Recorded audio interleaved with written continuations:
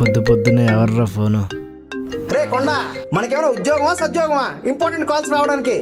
ఏదో spam call ఏంటది, cut చేసి పనుకున్నా. బ్యాంక్ కాల్ ఏం కాదు, ధీరజ్ ఫోన్ చేస్తున్నాడు. నీ జీవితానికి వాడికి మించి స్పామ్ ఏముందిలే. ఎంత పొద్దున్నే కాల్ చేశారంటే ఏదో ఇంపార్టెంట్ పని ఏంటదిరా. ఎత్తు ఫోన్ ఎత్తు. సరిపోయారు ఇద్దరికిద్దరు దరిద్రులు. చెప్పరా ఏంటి పొద్దున్నే కాల్ చేసావు? సరే జాగ్రత్త, డోర్ వేసుకో. అరే శివ, ఒక్క నిమిషం రా. నాన్న, ఇన్ కేస్ నేను ఇంట్లో నువ్వు వచ్చే టైంకి ఉండొచ్చు ఉండకపోవచ్చు, బయటికి ఎక్కడికైనా వెళ్తానేమో, ఎందుకన్నా మంచిది స్పేర్ కీ పెట్టుకో. అరే కరివేపాకు నాయాలా? కరివేపాక? కనీసం కరివేపాకు వంటలో వేస్తే మంచి సువాసన వస్తుందిరా. నీ వల్ల నాకేంట్రా ఉపయోగం? అసలు మిమ్మల్ని దేంతో పోల్చాలో కూడా నాకు అర్థం కావట్లేదు కదరా.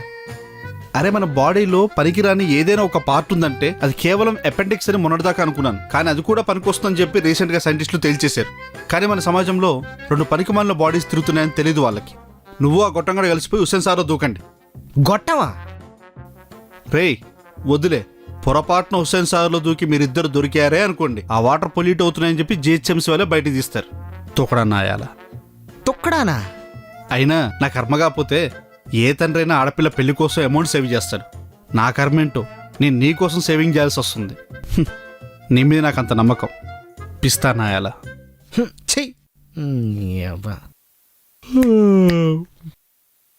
ఏంటి? సారీ నాన్న. ఛీ, నువ్వు మారవరా ఈ జన్మకి. పొద్దు పొద్దున్నే నువ్వు లేస్తే లేచావు, మీ నాన్న ఎలాగో నేను తిట్టాలని ఫిక్స్ అయ్యాడు. నువ్వు నాకు ఫోన్ చేసి మరి ఆ నాదస్వరాన్ని వినిపించడం అవసరమేరా? చా, మా నాన్న ఈరోజు నేను తిడితే నాకు చాలా బాధేసిందిరా. అదేరా, మంచి జాబ్ రాకెలా ఉన్నాం గానీ వస్తే మనకేమైనా సరదానా వెళ్లకుండా ఉండడానికి? మనం చదివిన చదువులకి జాబ్ దొరకడమే ఎక్కువ, మళ్ళీ అందులో మంచి జాబ్ ఒకటి. కరెక్టేరా, మనం ఎలా అయినా మనం ఏంటో ఈ ఫాదర్స్ కి ప్రూవ్ చేసుకోవాలరా. అవునరా, మీ నాన్న నేను పద్ధతిగా పదాలతో తిడుతున్నాడు. కరివేపాకు, గొట్టం, తుకడా అని. మా నాన్న నన్ను అర్థం కాని బూతులతో తిడుతున్నాడు. చెరువులో దూకి చచ్చిపోవాలనిపిస్తుందిరా. నువ్వు ఆ గొట్టం కూడా కలిసిపోయి హుస్సేన్ సాగర్లో దూకండి. కరెక్టేరా, మనం ఏంటో ప్రూవ్ చేసుకోవాల్సిన టైం వచ్చింది. పెళ్ళి ఎలాగో మా నాన్న డబ్బులతో చేస్తాడరా, కనీసం హనీమూన్ అయినా నా డబ్బులతో వెళ్ళాలరా. సరే, ఇప్పుడు మన జాబ్ ట్రయల్స్ ఎక్కడి నుంచి మొదలెడదాం? భయ్యా ఎక్కడికి వెళ్ళాలి? లోపల ఏమైనా జాబ్స్ ఉన్నాయని వచ్చాను భయ్యా. బాత్రూమ్లో బాగా కడుగుతా? ఏం మాట్లాడుతున్నావు భయ్యా? సాఫ్ట్వేర్ ఇంజనీర్, సాఫ్ట్వేర్ జాబ్ కోసం వచ్చా. ఇంజనీరింగ్లో ఎంత పర్సెంటేజ్ నీకు? 56. నాకు 68. ఓ సర్లే భయ్యా. ఏం కావాలి మీకు? నేను అటు సైడ్ రావాలి సార్. అది కుదరదు సార్, ఏమన్నా అటువైపు నుంచి చెప్పాలి. ఇటు ఓన్లీ స్టాఫ్.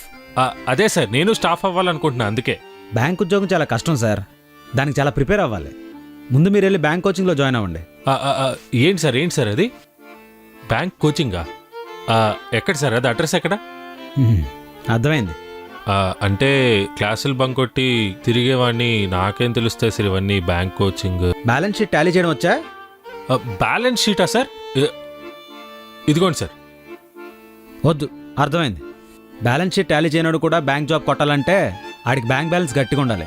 ఇంతకు ఎంత ఉంది? 3200 ఉంది సార్. 3200? అంటే 3000 మినిమం బ్యాలెన్స్ మెయింటైన్ చేయాలి కదా సార్, 200 ఎక్స్ట్రా. సరే. Hello sir. హలో సార్, నా దగ్గర ఒక అద్భుతమైన కథ ఉంది సార్. అది తీసామంటే మీరు నేను ఇద్దరం సెట్ అయిపోతాం సార్. కానీ ఇదొక బయోపిక్ సార్. ఎవరిది? చెప్తా సార్, చెప్తా. ఇదొక దరిద్రుడి కథ సార్. ఆడి దరిద్రం ఎలా ఉంటుందంటే ప్రపంచంలో మీకు ఎక్కడా అలాంటి దరిద్రం కనిపించదు సార్. ఆగాగు, కొంపదీసి బయోపిక్ నీదేనా ఏంటి? వస్తా సార్. గచ్చిబౌలి వచ్చాను రా. 10th trip. భయ్యా మీరు క్యాబ్ డ్రైవరా భయ్యా? రోజుకి ఎంత సంపాదిస్తారు భయ్యా?